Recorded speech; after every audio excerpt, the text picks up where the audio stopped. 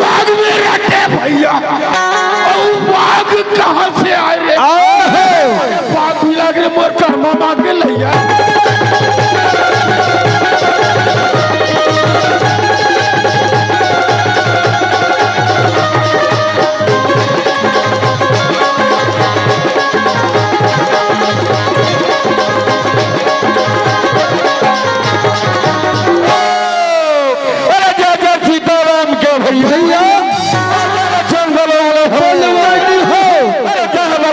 तभी